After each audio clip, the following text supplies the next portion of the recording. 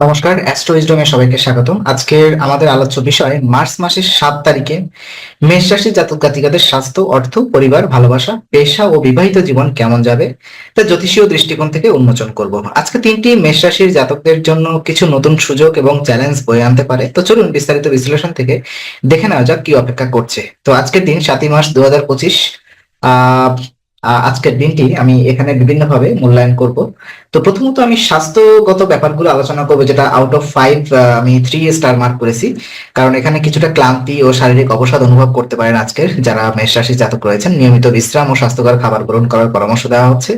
জল বেশি পান করুন এবং অতিরিক্ত মানসিক চাপ এড়িয়ে চলার চেষ্টা করুন, তাহলে আপনি মোটামুটি আপনার স্ট্যাবিলিটির দিকে আজকের স্বাস্থ্য নিয়ে যেতে পারেন। অর্থ দিক থেকে এটা আউট অফ 5 4 স্টার দেওয়া হচ্ছে, কারণ আর্থিক দিক থেকে আজকের দিনটি মোটামুটি শুভ বলা যাচ্ছে, কিন্তু খুব যে ইতিবাচক প্রভাব পড়বে সেটা দেখা যাচ্ছে না। অনাকাঙ্ক্ষিত খরচ হতে পারে, তবে সামগ্রিকভাবে দিনটি ভালো কাটবে।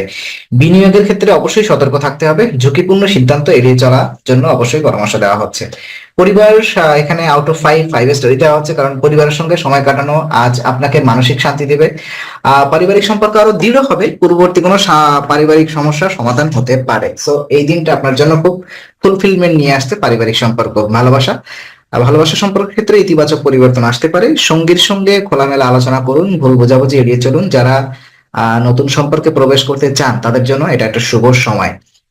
পেশাগত দিক যদি আমরা বিবেচনা করি তাহলে সেটা আউট অফ 5 3 স্টার দেওয়া হচ্ছে, কারণ এখানে যথেষ্ট আহ, আম, খারাপ কিছু প্রভাব দেখতে পাচ্ছি। কর্মক্ষেত্রে কিছু চ্যালেঞ্জের মুখোমুখি হতে পারেন। সতর্ক ও পরিকল্পিত সিদ্ধান্ত নিতে হবে আপনাকে। আজ নতুন সুযোগ আসতে পারে, তবে সাবধানে বিবেচনা করুন। কলিগদের সাথে কোনো রকম অশান্তিতে যাবেন না। বসকে তোষামতি করবেন না, তবে অবশ্যই তার সাথে নিয়ম নীতির ভিতরে থেকে প্রফেশনাল আচরণ করুন, যেন তার সাথে কোনো রকম অশান্তি, কোনো অবিবেচনামূলক ব্যবহার না হয়ে যায়। আর বিবাহিত জীবন আউট অফ 5 আপনার 4 স্টার দেওয়া হচ্ছে। দাম্পত্য জীবনে আনন্দ ও সৌহার্দ্য বজায় থাকবে আজকের। ছোটখাটো কিছু মতবিরোধ এড়িয়ে চলুন। আর সঙ্গে সঙ্গে মানসিক বোঝাপড়া বৃদ্ধি পাবে আজকের দিনতে।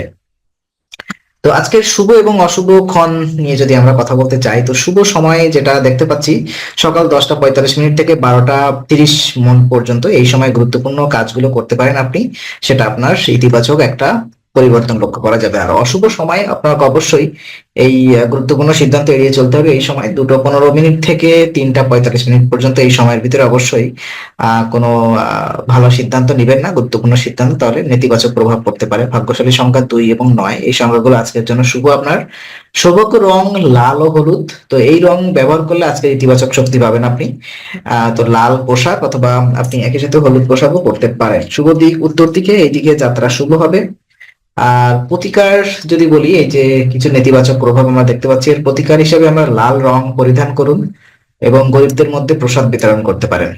আজকে দিনটি গুরুত্বপূর্ণ কাজ করার জন্য সকাল 10টা থেকে 45 মিনিটে থেকে দুপুর 12টা 30 মিনিট সময়টুকু একটু শুভ বিবেচনা করা হচ্ছে। তো এই সময়ের ভিতরে আপনি সৌভাগ্যশালী যে রং আমি বললাম আপনাদের, লাল এবং হলুদ, এই রং পরে আপনি শুভ কাজ এবং অবশ্যই উত্তর দিকে যাত্রা, শুভ যাত্রা করতে পারেন।